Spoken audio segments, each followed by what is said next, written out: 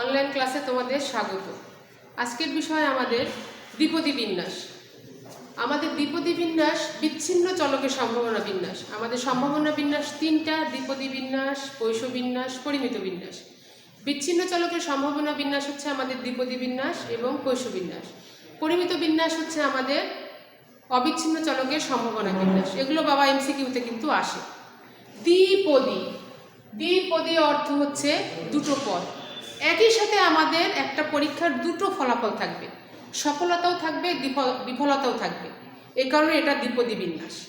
তাহলে আমরা যাই সংজ্ঞায় যাই। এখানে আমাদের চেষ্টার সংখ্যা অর্থাৎ পরীক্ষার সংখ্যা হবে 30-এর কম। প্রতিবার পরীক্ষায় দুটো ফলাফল পাওয়া যাবে, সফলতা এবং বিফলতা। সফলতা বিফলতা হবে ধ্রুবক এবং এদের সম্ভাবনা P+Q সমান হবে 1।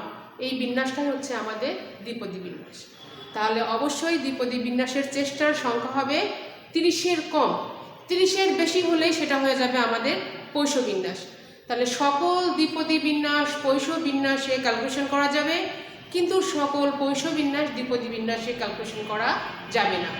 n এর মান যখন 30-এর কম হবে তখন আমরা দ্বিপদী বিন্যাসে করতে পারবো, পৈশতেও করতে পারবো, কিন্তু n এর মান যখন 30-এর বেশি হবে তখন আমরা পৈশ বিন্যাস দিয়ে করব। দ্বিপদী বিন্যাসে n বার চেষ্টায় x বার সফলতা পাওয়ার সম্ভাবনা, n বার চেষ্টায় x বার সফলতা পাওয়ার সম্ভাবনা P of x সমান NCx e to the power x e to the power n বিয়োগ x, এবং x হচ্ছে বিচ্ছিন্ন 0, 1, 2 up to n, এবং এই n অবশ্যই 30-এর কম পরীক্ষার সংখ্যাটা। এখন n কি? n হচ্ছে আমাদের নাম্বার অফ চেষ্টার সংখ্যা, যেটা 30-এর কম। x হচ্ছে আমাদের পরীক্ষার ফলাফল, সেটা সফলতা হতে পারে, বিফলতা হতে পারে। পরীক্ষার ফলাফল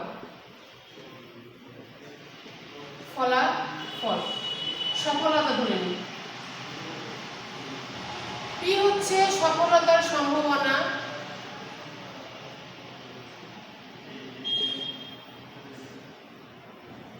q হচ্ছে আমাদের বিফলতার সম্ভাবনা। এই হচ্ছে আমাদের দ্বিপদী বিন্যাস। বোঝা যায়? আচ্ছা, অ্যাটেনশন।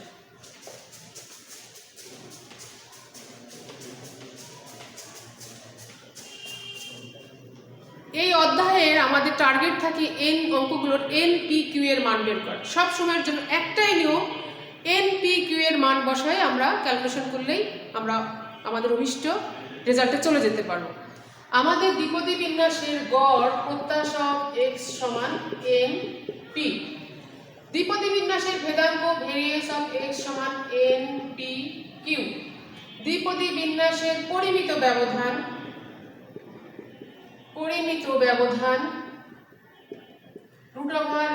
√NPQ। দ্বিপদী বিন্যাসের বঙ্কিমতা √β1 equal to Q minus P divided by √NPQ। সূচলতা β2 equal to 3 plus 1 minus 6PQ divided by NPQ। আমাদের গয়ে হয়তো বললো তোমাদের সম্ভাবনা নির্ণয় করো, আর গ আর ঘয়ে আমাদের তুলনা করতে বলে আর নিবেশনের আকার কেমন, সেখানে হয়তো আমাদের β1 β2 বের করতে বলে। β1 β2 এর উপরে আমাদের ফলাফলের উপর কিছু মন্তব্য আছে। দেখো,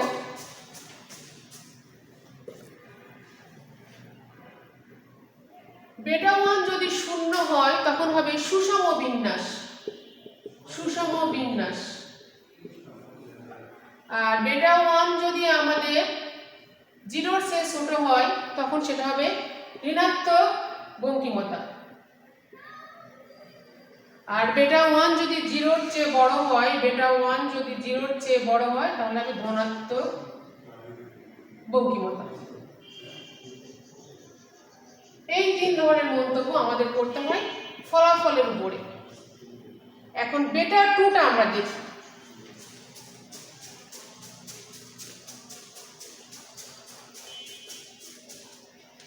বেটা 2 যদি 3 এর সমান হয়, বেটা 2 যদি 3 এর সমান হয় তাহলে আমাদের সুষম অথবা মধ্যম সূচালো, মধ্যম সূচালো। বেটা 2 যদি আমাদের 3 এর বড় হয় তাহলে হবে আমাদের অতি সূচালো।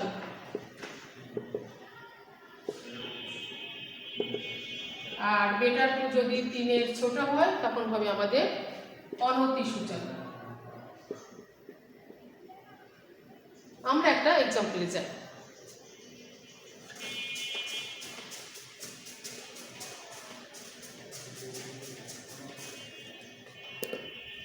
একটি দ্বিপদী বিন্যাসের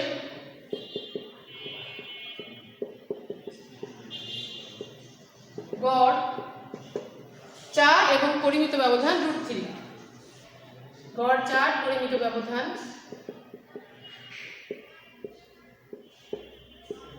√3। এখান থেকে আমাদের বলছে n p q এদের মান বের করতে বলছে। কত n কত, p কত, q কত, আর বলছে কি বিন্যাসটি শূন্য মান গ্রহণ না করার সম্ভাবনা কত, x ≠ 0 কত। অ্যাটেনশন, আমরা সমাধানে যাই। আমাদের কিছু কিছু ক্লু দেওয়া আছে, গড় দেওয়া আছে, পরিমিত ব্যবধান দেওয়া আছে। এই গড় এবং পরিমিত ব্যবধান থেকে আমাদের এই অঙ্কগুলোর টার্গেটই হচ্ছে কেবল n p q এর মান বের করা, করলেই আমরা একটা জায়গায় পৌঁছাতে পারবো। অ্যাটেনশন, দেখো দ্বিপদী বিন্যাসের গড় n p সমান 4, পরিমিত ব্যবধান √n p q সমান √3। আমরা এই দুটো সম্পর্ক থেকে দেখি, আমরা এইটার দুই দিকে স্কোয়ার করে দিলে n p q দুই দিকে স্কোয়ার করে দিলে আমাদের হয় n p q সমান 3।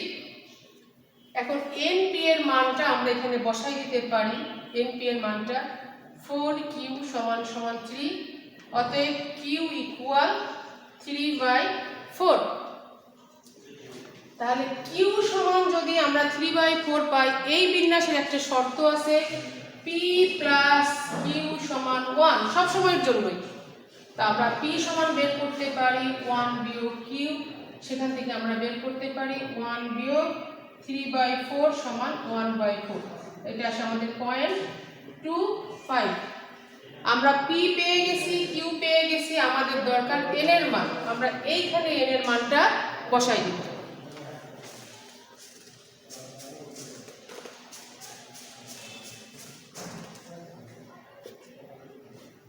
অতএব n p এর মান আমরা বসাই 0.25 ইকুয়াল 4 বা n সমান 4/0.25। এটা ক্যালকুলেশন করলে আসে আমাদের সম্ভবত 16 আসে। তাহলে আমরা পেলাম n সমান 16, p সমান 0.25, q সমান এটা 3 কে 4 দিয়ে ভাগ করলে 0.75। এই আমাদের একটা অ্যান্সার হয়ে গেল। এখন এখান থেকে আমাদের বিন্যাসটা কি হবে দেখো।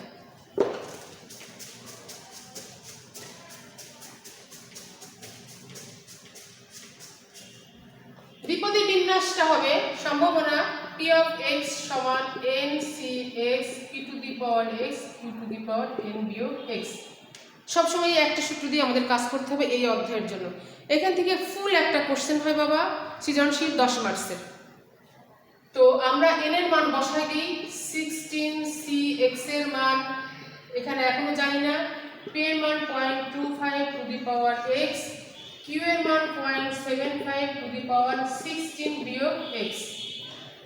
আমাদের বলছে শূন্য মান গ্রহণ না করার সম্ভাবনা, অর্থাৎ x এর মান শূন্য হবে না। তাহলে আমরা জানি সম্ভাবনার সমষ্টি সবসময় 1। 1 এর মধ্যে শূন্য মান গ্রহণ করার সম্ভাবনাটা আমরা বাদ দিয়ে দিব। অর্থাৎ x যখন শূন্য হবে, মোট সম্ভাবনা থেকে আমরা শূন্য সম্ভাবনাটা বাদ দিলে আমরা শূন্য মান গ্রহণ না করার সম্ভাবনাটা পেয়ে যাব। এখন দেখি 1 মাইনাস, এইখানে আমরা 0 বসাবো, 16C0 অর্থাৎ x এর মান যদি 0 হয় 16C0 0.25 two the power 0 0.75 two the পাওয়ার 16 বিয়োগ 0। এটা ক্যালকুলেশন করলে 1, এটার মান 1, এটার মান 1, এখানে থাকে 0.75 টু দি পাওয়ার 16। এটা ক্যালকুলেটরে একবারে 0.75 দিয়ে গ্যাপ দিয়ে 16 চাপ দিলেই আমাদের ক্যালকুলেশন চলে আসবে। ক্লিয়ার? আচ্ছা, আমরা এখান থেকে কিছু অঙ্কে যাই, যেমন কমপক্ষে বড় জোর, এই জিনিসগুলো আমাদের সমস্যা হয়।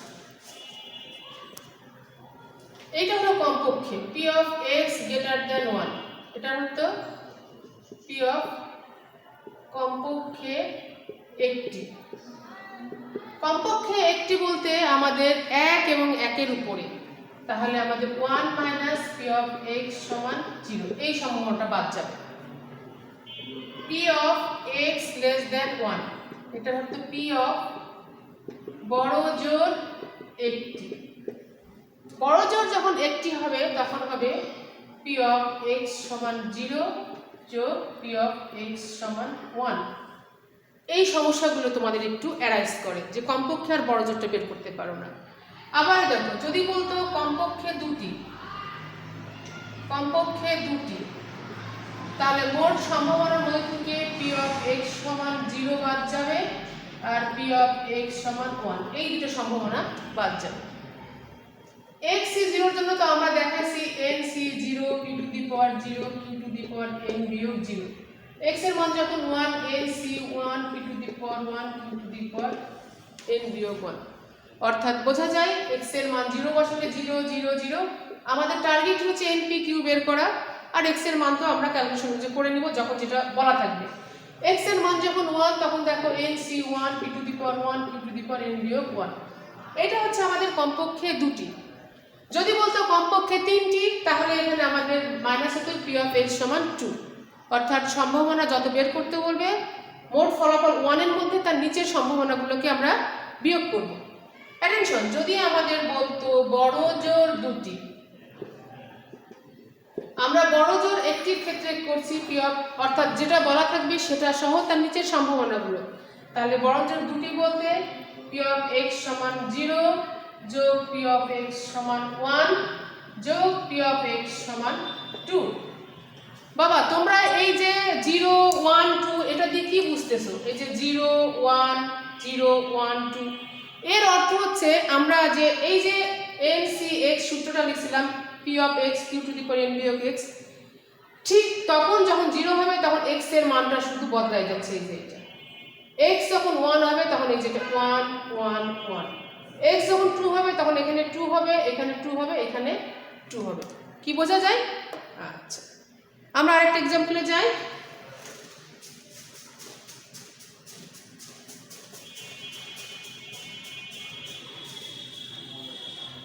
কোনো একটি কোম্পানির উৎপাদিত বাল্বের 40% ত্রুটিপূর্ণ। বাবা, আমাদের দ্রব্য খারাপ হোক, ভালো হোক, ডিফেক্টিভ হোক, যেটা দেওয়া থাকবে সেটাকেই তোমরা সফলতা ধরে নিবা এবং সেটাকে তোমরা পি ধরে নিবা, তাহলেই তোমরা অঙ্কগুলো করতে পারবা।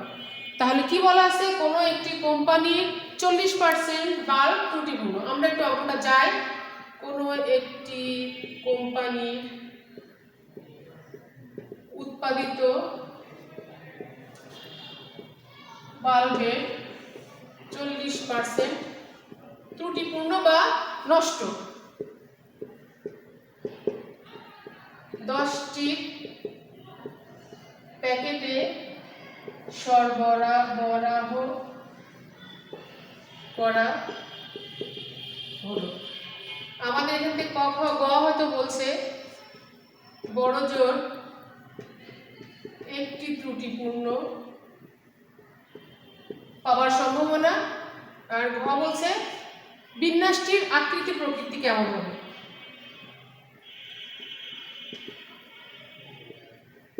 আকৃতি প্রকৃতি কেমন সম্পর্কে গাণিতিক বিশ্লেষণ দাও বা মন্তব্য করো। তবে আকৃতি বলতে আমাদের বেটা 1 আর প্রকৃতি বলতে আমাদের বেটা 2। আমরা এখন ক্যালকুলেশনে যাই। তো কোনো একটি কোম্পানির উৎপাদিত বাল্বের আমাদের 40% ত্রুটিপূর্ণ বলছে, বাবা এই 40%টাই আমরা পি ধরে নিব। আর 10টির প্যাকেটে সরবরাহ করা হয়েছে, সংখ্যা বলে দেওয়া হয়েছে, এন এর মান 10। তাহলে দেখি আমরা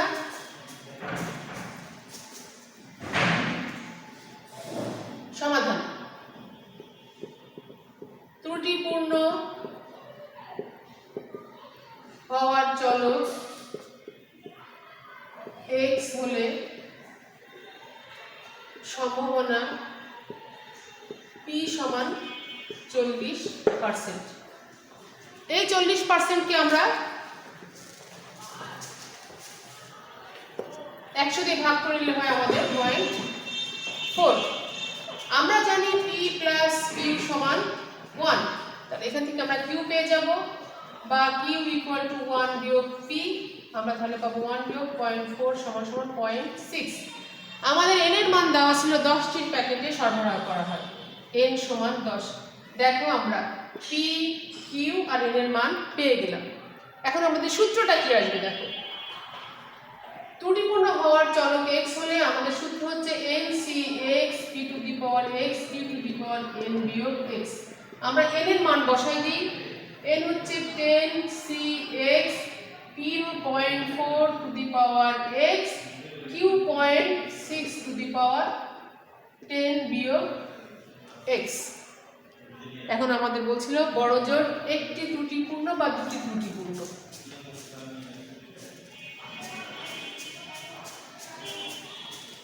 এখান থেকে আমাদের বড় জোর কমপক্ষে একটি দুটি আমরা সবই বের করতে পারবো।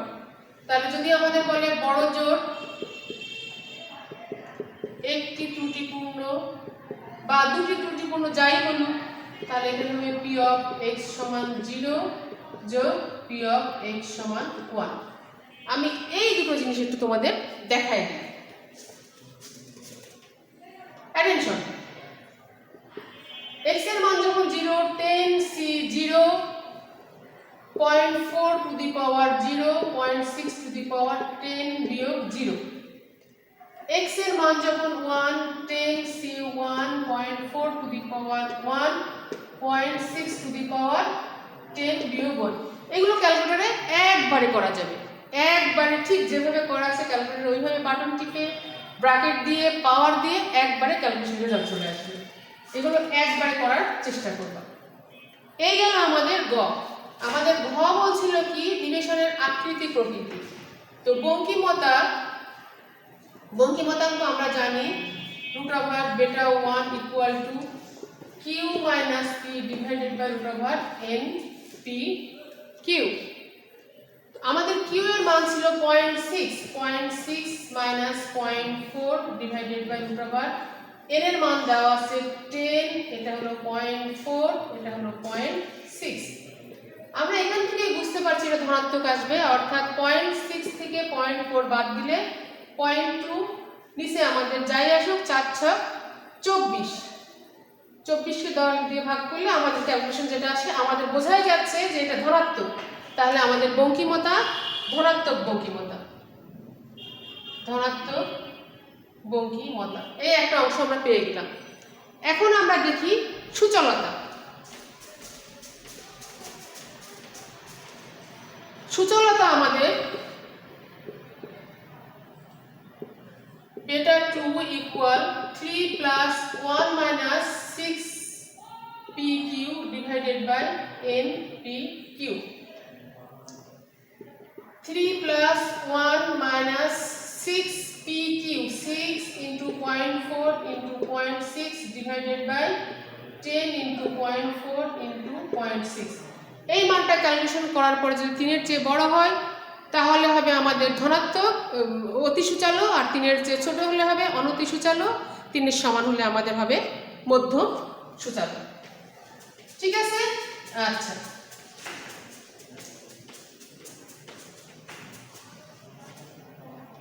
কখনো কখনো বাবা এই ধরনের অঙ্ক যদি বলে তোমাদের যে একটি সুষম দ্বিপদী চলক আমাদের বলা আছে 2p of x সমান 1 সমান 2p of x সমান 3। এই শর্তটা দেওয়া আছে সুষম দ্বিপদী বিন্যাস, এবং এখান থেকে আমাদের বলছে এনপিকিউ এর মান বের করো, কিছু সম্ভাবনা বের করো। এই ধরনের অঙ্কের ক্ষেত্রে আমরা এনপিকিউ এর মানটা কিভাবে বের করব? তো আমরা সমাধানে যাই। সুষম বিন্যাসের ক্ষেত্রে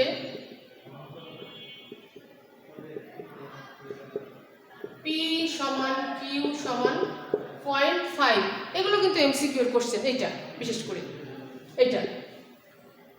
এই দুটো শর্ত থেকে আমরা এনপিকিউ এর মান বের করে নেব। অতএব পি অফ এক্স এর সূত্র, সম্ভাবনা সূত্র NC x P to the power x P to the power N বিয়োগ এক্স। শর্ত মতে 2 এক্স এর মান যখন 1, তখন দেখো 2, এখানে আমরা এক্স এর মান 1 বসাবো, NC 1 P to the power 1 Q to the power N বিয়োগ 1। x এর মান 3 আছে, তাহলে কি হবে nc3 p to the power 3 q to the power n বিয়োগ 3। 2nc1 এটা হয় n, এটা p, এটা q to the power n বিয়োগ 1, এটা ফ্যাক্টোরিয়াল n ফ্যাক্টোরিয়াল 3 n বিয়োগ 3 ফ্যাক্টোরিয়াল, আর p to the power 3 q to the power n বিয়োগ 3। আমাদের কিন্তু আরেকটা শর্ত দেওয়া আছে p এবং q সমান।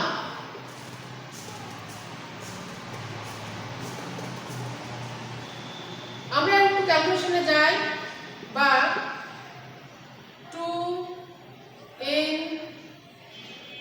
এদিকে p আছে, এদিকে p 3টা আছে, এদিকে p একটা আছে, দেখি আমরা p আর q যদি সমান করে নিই, আমরা শুরুতেই আমরা তাহলে হয় p q n বিয়োগ 1, আর এই ফ্যাক্টরিয়াল n টাকে ভাঙালে হয় n n মাইনাস 1, আবার 3 পর্যন্ত যাব n মাইনাস 2 n মাইনাস 3, সেখানে ফ্যাক্টরিয়াল শেষ করব।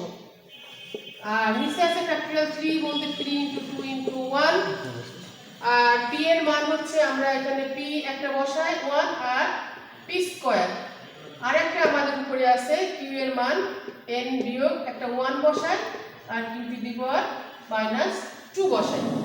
এই q to the power n বিয়োগ 3 কে আমরা ভেঙে নিলাম। এখন অ্যাটেনশন, এদিক থেকে n p এখানে আছে, এখানে n আছে, এখানে p আছে, q to the power n minus 1, দুই দিক থেকে এটা আমাদের কাটাকাটি হয়ে যায়। এখানে আছে 2 শুধু, আর এখানে আছে 3 3 2 গুণে 6, আর এখানে আমাদের এটা হয়ে যায় 6, আর এখানে আছে n মাইনাস 1 আর n মাইনাস 2, আর এখানে আমাদের ছিল একটা n মাইনাস 3 ফ্যাক্টোরিয়াল, এটা কেটে যায়। এখানে শুধু থাকে p স্কয়ার আর q to the power minus 2। আমাদের p আর q সমান, এটা হয় 12, এটা হয় n minus 1 n minus 2। p আর q যেহেতু সমান, তাহলে আমাদের এখানে p q কোনোটাই থাকে না। আমরা এখানে লিখে দিই, এখানে যদি q করি q2 আর q মাইনাস 2, তাহলে বেস যদি এক হয়, পাওয়ারগুলো যোগ হয়, তাহলে আমরা ধরছি p সমান q। আরেকটু শেষ করি। এখন অ্যাটেনশন, আমরা মিডল টার্ম করতে পারি 12, আর এটা হলো n minus n square minus 3n plus 2, q base আর পাওয়ার সমান, এটা আমাদের 0 হয়ে যায়।